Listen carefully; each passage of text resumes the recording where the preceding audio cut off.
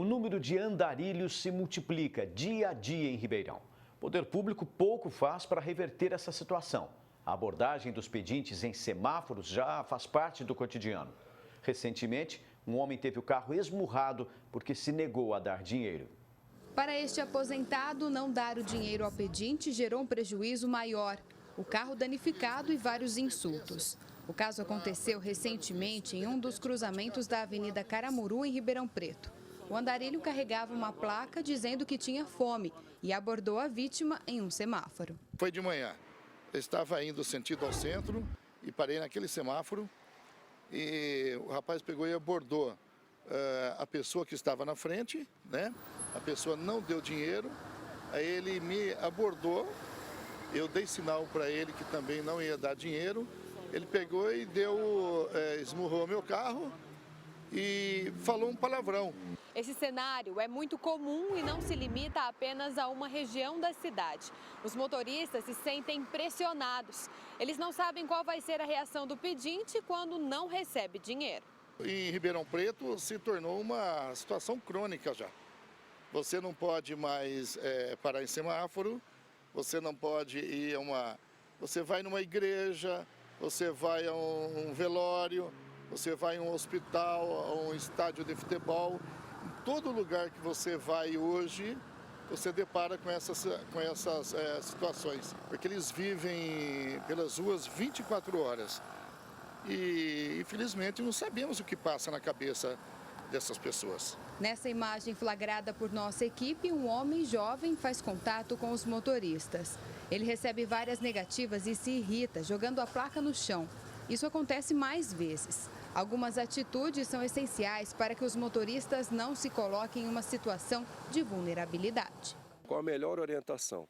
É que o cidadão, o condutor do veículo, ele gradue a velocidade, fazendo com que essa chegada no semáforo seja retardada a ponto de que quando ele chegue o semáforo já esteja aberto. Ou seja, ele evita parar o veículo, ele mantém o veículo em movimento. Se você mantém uma distância do veículo da frente, com os vidros fechados, certamente vai inibir a ação dessas pessoas que vão escolher um veículo numa condição vulnerável. Em alguns casos, é necessário informar a polícia. Porque certamente é uma ação que vai inibir futuras condutas dessas pessoas, né?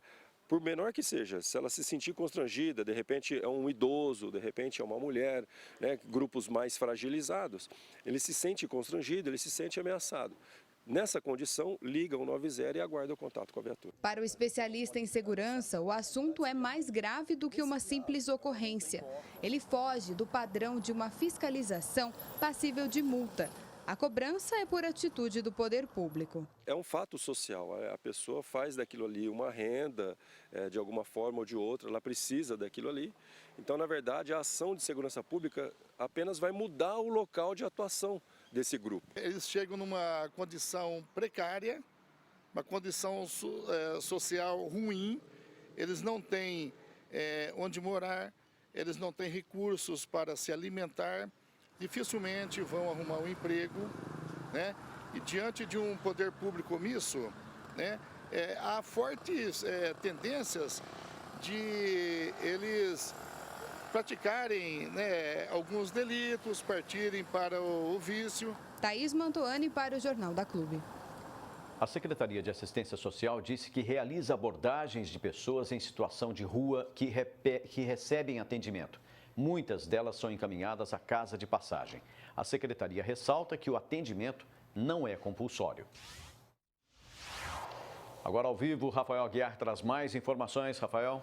Exatamente, né, Pulso? É uma situação que atinge todos nessa cidade e algumas questões precisam ser, no caso, esclarecidas. Para falar um pouco mais sobre esse assunto, eu converso agora com o Jean Alves, advogado. Doutor, a população em situação de rua tem mesmo crescido aqui em Ribeirão Preto? Boa tarde para o senhor.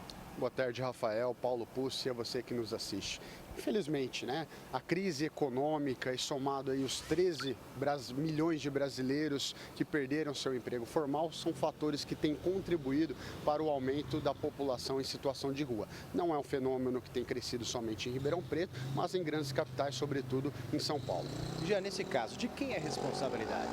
A responsabilidade ela deve ser compartilhada, né? É sua, é minha, é de toda a população. Mas o poder público, né, que é o responsável pela execução de políticas públicas, ou seja, de ações sociais e de saúde pública, é de fato o principal executor, é quem deve agir nessas situações e criar e dar eficiência aos programas sociais a fim de diminuir a população em situação de rua. Exatamente. Na reportagem houve muitas reclamações por falta de ações da Prefeitura. Isso existe, na verdade? E faltam ações da Prefeitura? Eu diria que não. As ações, elas existem, né? Ribeirão Preto tem programas de assistência social, de acolhimento de pessoas em situações de rua. Mas é um trabalho muito complexo, né? Você retira 10 pessoas em situação de rua, amanhã ou depois outras 12 ocupam o lugar. Então é um trabalho que deve ser visto a longo prazo. A Prefeitura tem investido, mas é preciso ampliar e dar mais eficiência e dinâmica a essas ações sociais. Já em qual ocasião a polícia deve ser acionada? Sempre que ocorrer um crime, né? Como nós vimos aí na matéria, ocorreu um crime de dano ao patrimônio público. Então, nessa hipótese, né, a vítima ela pode sim, deve acionar a polícia militar a fim de minimizar aí os efeitos dessa ação criminosa e prender eventualmente a pessoa que tenha praticado esse crime. Jean, esse é um problema difícil de ser solucionado?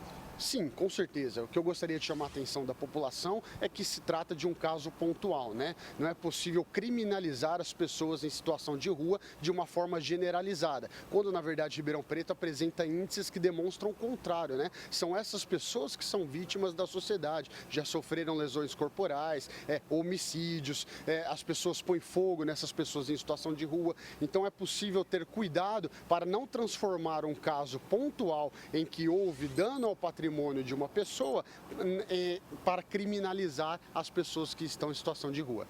Jean Alves, muito obrigado pela sua entrevista aqui no Jornal da Clube. Daqui a pouco eu volto para falar que moradores de Pontal voltam a reclamar de insegurança no cemitério da cidade. Paulo Pucci.